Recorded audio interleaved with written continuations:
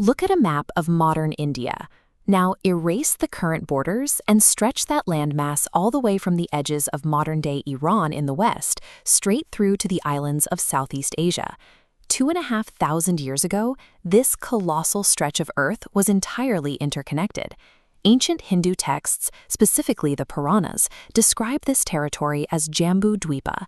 They paint a picture of a unified supercontinent where human civilization first took root, operating under a shared cultural umbrella long before modern nations existed. This mythological description lines up with modern geology. This animation illustrates the ancient supercontinent of Gondwanaland. Over millions of years, tectonic plates shifted, breaking this massive territory apart and isolating the specific landmass that became the Asian subcontinent. But while the Earth settled into place, the humans living on it did not. Following the era described in the Mahabharata, this vast territory fractured politically. It splintered into 16 distinct, fiercely competitive kingdoms known as the Mahajanapadas. This created a dangerous paradox. You had the sheer physical geography of a supercontinent, but because it was carved up by deep internal rivalries, the entire landmass was vulnerable to absolute erasure. The internal rot was severe. In regions like Magadha, rulers like King Dhanananda sat on mountains of hoarded wealth. They taxed citizens heavily, prioritizing their own arrogance over the defense of the broader subcontinent. While local kings fought each other, an existential threat arrived at the western borders. The Greek invasion forces, led by Alexander the Great, pushed their way into the subcontinent, testing the region's scattered defenses. Without a centralized power structure or a unified army, the scattered Indian republics faced total collapse.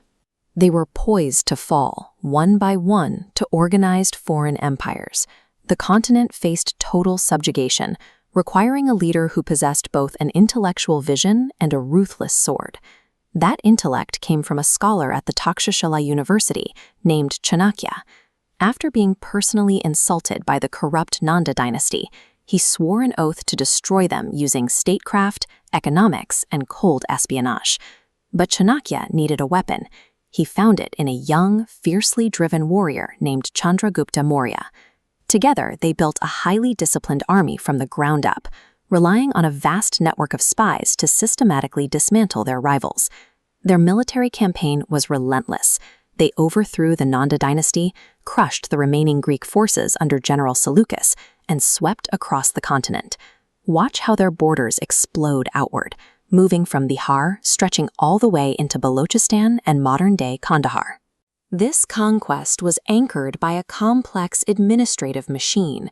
They built a robust tax system, maintained a standing army, and established trade routes, creating the subcontinent's first centralized administrative superpower. Chanakya and Chandragupta proved that applied intellect and ruthless strategy could forge an unbreakable nation out of fragmented, warring states. This empire reached its absolute physical peak 2 generations later under Emperor Ashoka. He expanded the borders until the Mauryan Empire covered roughly 5 million square kilometers. But that final terrestrial conquest came at a devastating cost. During the Kalinga War, the Mauryan army crushed an independent eastern state. Over 100,000 people were killed, and countless more were displaced. It was a victory measured in civilian blood. Walking through the aftermath of that carnage triggered a psychological break in Ashoka. He realized the human cost of his ambition and formally abandoned military conquest for the path of dharma, righteousness, and peace. He immediately shifted state resources away from the military. He built hospitals, planted trees along trade routes, and carved his new ethical laws into towering stone pillars, like this one at Vaishali, planting messages of peace where garrisons used to stand. Ashoka realized that an empire held together only by fear is fragile. A civilization bound by shared humanitarian values, however, has the potential to outlast its own borders. This pivot created what historians call cultural Akhand Bharat. Even when the Mauryan army stopped marching, Indian ideas, stories, and philosophies kept moving, crossing oceans and mountains. Ashoka sent real emissaries, including his own children, deep into Southeast Asia and Central Asia. They carried Buddhist teachings and Vedic philosophies, embedding these ideas into the fabric of foreign societies. Denying this influence is impossible when looking at monuments like the Prambanan Temple. It is a massive 9th-century structure dedicated to the Hindu trinity of Brahma, Vishnu, and Shiva, standing tall in the middle of Indonesia, a modern Islamic archipelago. This cultural rooting happened everywhere. The ancient Champa state in modern Vietnam used Sanskrit. Massive Buddhist structures were erected across Sri Lanka. The culture took hold independently of the military. The Mauryan legacy demonstrates that global superpower status is achieved not by occupying foreign land, but by conquering foreign minds with philosophy and culture. But geography is brutal, and borders shift. Starting in the 7th century, waves of Arab and Turkic invaders arrived. Their military campaigns initiated the physical and psychological severing of the subcontinent's outer edges. Centuries later, the British Empire arrived. They recognized the immense scale of the geography they were trying to control and realized a unified subcontinent was impossible for a tiny island nation to govern. They applied a divide-and-rule policy designed to break the subcontinent's unity permanently through diplomatic wedges. Look at the arrangement in this portrait. British officers interspersed with segmented Indian royalty. They weaponized religious and political differences to keep the region fractured. An empire originally forged over centuries by Indian strategic brilliance was systematically dismantled by foreign diplomacy. The borders were surgically amputated.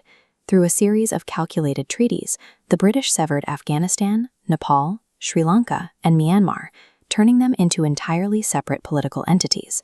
The final blow came in 1947. This photograph captures Lord Mountbatten overseeing the bureaucratic partition that tore the mainland apart, officially splitting the region into India, Pakistan, and eventually Bangladesh. These sterile political treaties created a catastrophic human reality on the ground. Millions were displaced, and countless lives were lost in the chaotic struggle to align with new, arbitrarily drawn lines on a map. Today, the geographical concept of Akhand Bharat is split across 24 modern political borders, yet the shared architecture, overlapping languages, and enduring philosophies remain. Political lines can be drawn on a map, but they cannot erase a continent's cultural DNA.